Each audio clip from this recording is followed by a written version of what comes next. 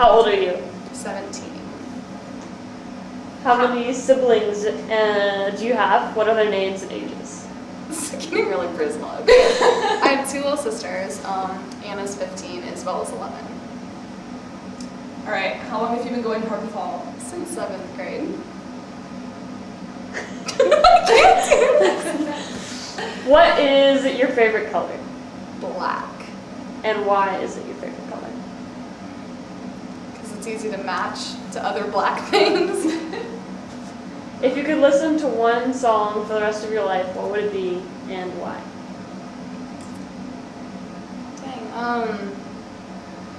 Probably Ghosts of a Future Lost by Clint Mansell.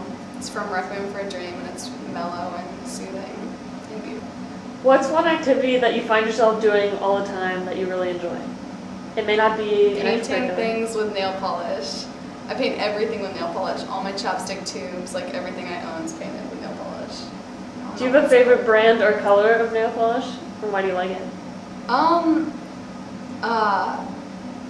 Yeah, you know, I'm not like a nail polish connoisseur, but there's this one brand, this one tube of something that the label's worn off. That's my mom's from when she was younger. And it makes everything shimmery, but it doesn't have a color. What has been your favorite class at Harpeth Hall and how has it impacted you?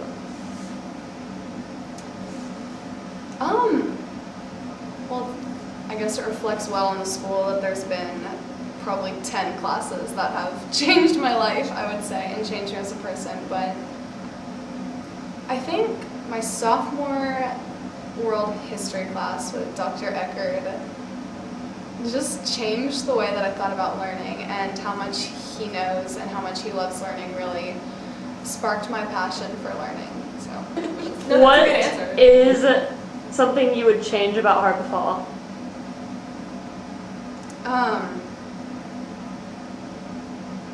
I would say,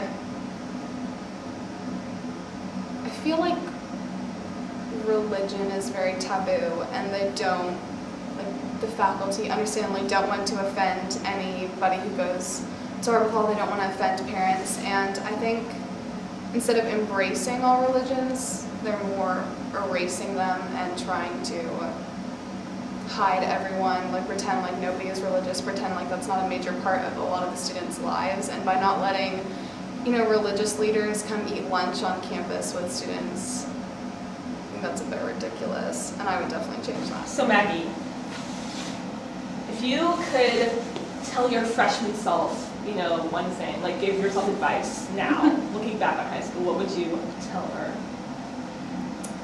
Okay, I would tell this to my sophomore self and junior self and freshman self, and probably myself now, because I haven't been taking this advice, but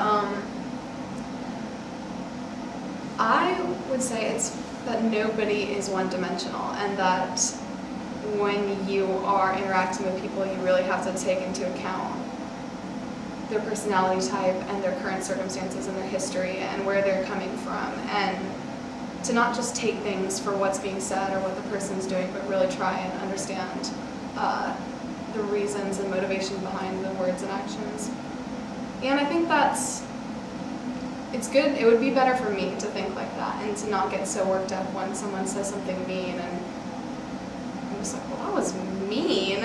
I should be thinking, like, why are they saying these mean things? I'm rambling so much, so hardcore right now. And then it just makes it easier on people. I think you develop better relationships with people when you try and delve into who they are.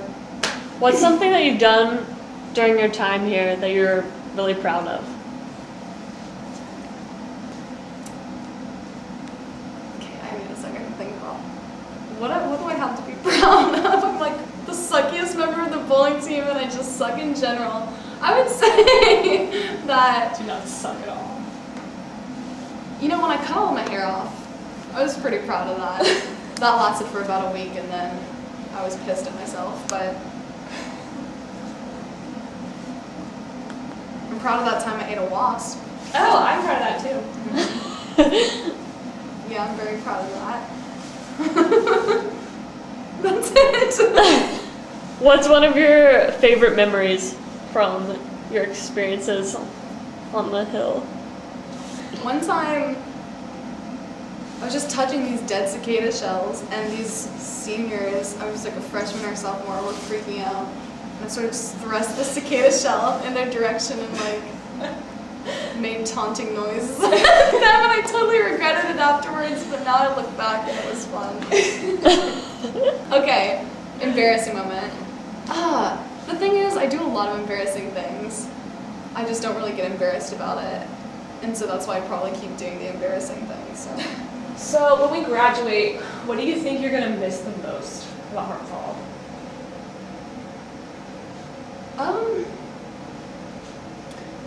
Well, between the students and the faculty, I think there's a little bit of ignorance and there's a little bit of ignorance, and not compared to out there, compared to where people are ignorant and not willing to progress in their knowledge. Here there's definitely a desire to improve and to know more and to be a better person, and in my experiences outside of Harpeth Hall, a lot of people are just stagnant in who they are and they don't have that drive to move further. Which is something that I feel like is a good thing, to be surrounded by people who are pushing you forward and pushing themselves forward. Who's someone in your class or a teacher that's really pushed you forward as a person? There's a lot of answers for that. I would say Jenna. Jenna is actually the root of the advice that I would give my freshman, sophomore, junior self about really knowing who people are and trying to take that into consideration when interacting with them. Logan Day. Logan is constantly reading, and she's so curious and so willing to share what she learns, and is just one of the most generous, beautiful, wonderful people I know. And then Dr. Eckerd, he was probably, I sucked at history for a long time, and when I came into his class, he told me that I was a good student, and that's all it took for me to be like, yeah, I'm gonna like pretend I'm a good student and like become a really good student, so I feel like I'm actually worthy of his praise, and in doing that, I actually did become a better student. So you like to read a lot. What are your favorite books, and how have they affected your perspective on the world?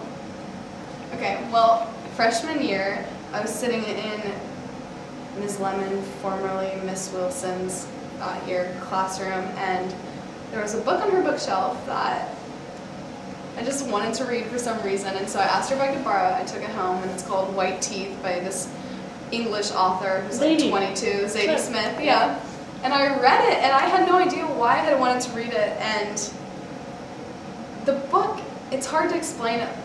It's completely devoid of plot, but the characters are so interesting and so true to themselves and so vivid and different that it inspired my writing. That's irrelevant, nobody cares about that. And it also inspired me to just not like feel like just because my life didn't have a lot of drama or my life wasn't this constant soap opera that my life wasn't interesting and vivid. Like I said earlier,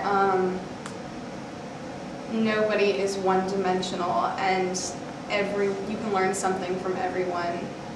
You can learn positive things, and you might learn some negative things, but just by talking to someone, taking the time to get to know them, I think everyone you do that with, your life is going to change because of that person's influence.